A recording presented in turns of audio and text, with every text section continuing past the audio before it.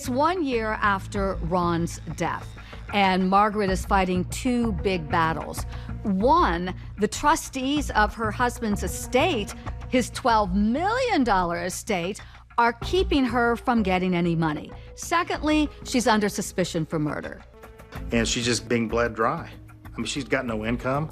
They're trashing her name everywhere. The newspapers even were saying, first time a murder case is going to be settled in a civil trial against Margaret Rudin. It was right before she was to testify. From a criminal perspective, we were really looking forward to her testimony. That was going to be very, very telling. If the trustees can convince the civil courts that she, Margaret, in fact is responsible for the death of her husband, she will not be entitled to any of the $12 million.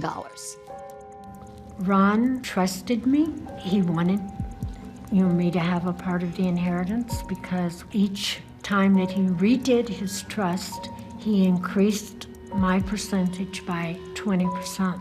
He would not have kept increasing the percentage if he had any doubts about me whatsoever, or if we had a bad marriage. He wouldn't have. The battle ends up just basically fizzling out. Margaret ends up settling for $600,000. And if you take out the $429,000 that she owes her attorneys,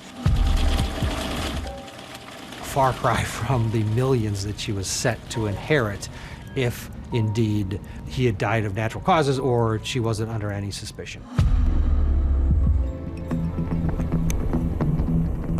This was a very tricky investigation, and the police struggled for a long time to discern exactly how Ron was murdered. And they suspected he'd been shot while he was sleeping, but they never had the murder weapon.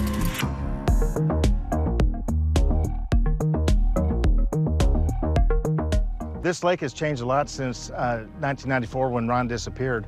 And out here is where they found the gun. This is Lake Mead, and this is Pyramid Island.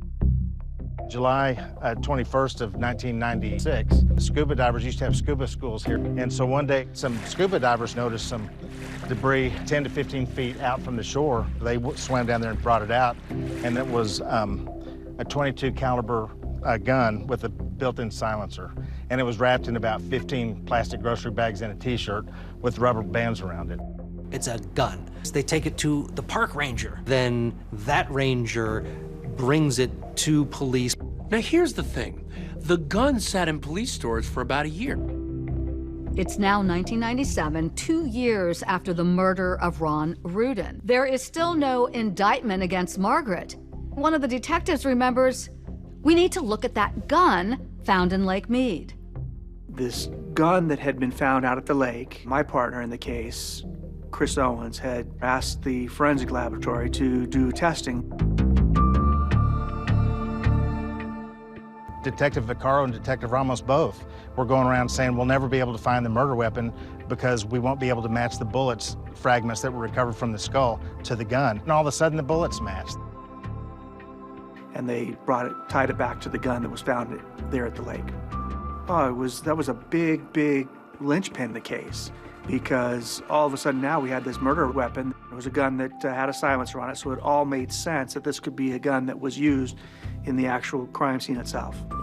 The problem with that is they can't connect the murder weapon to Margaret. They can't ever put the gun in Margaret's hand. Doesn't stop investigators from trying to do so. Ron had actually sent a letter to police saying, hey, one of my guns from my gun collection is missing. But what it did do was lead police to believe that it must have been Margaret who took that gun that was then missing.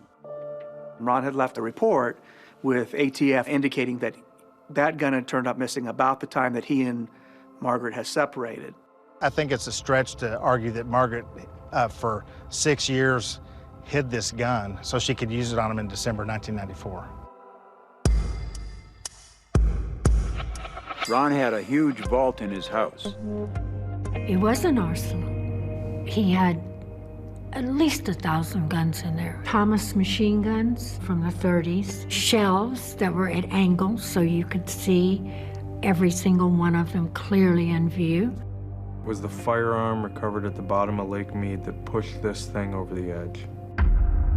Ron's car found at the Crazy Horse, the trunk found in the desert, the handyman story, none of it was enough to indict Margaret Rudin. But now there's a gun, and it's a gun they believe was the one used to kill Ron, taken by Margaret. Now they have what they've been trying to get for years. I think with that, that was the piece that they felt that they needed to go to a grand jury. We found the gun.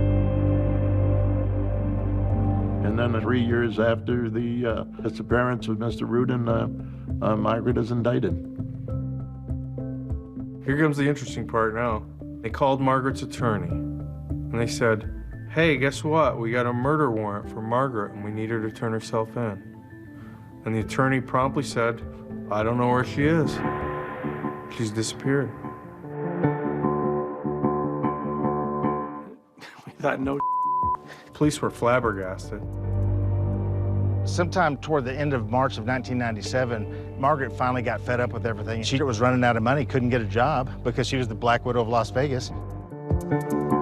Well, she left before she was ever indicted, and there's no crime about leaving and going anywhere if you're not under indictment. Margaret got scared. She could tell it wasn't going in a good direction for her. At that time, I think I was so ready for a nervous breakdown, I didn't think that far ahead. Just wanted to get out of Vegas. She went on the lam. You spot Margaret Rudin, call our hotline. She outsmarted all of them. She knew how to stay alive. And if I told you what happened next, you wouldn't believe it. Hi everyone, George Stephanopoulos here. Thanks for checking out the ABC News YouTube channel. If you'd like to get more videos, show highlights, and watch live event coverage, click on the right over here to subscribe to our channel, and don't forget to download the ABC News app for breaking news alerts. Thanks for watching.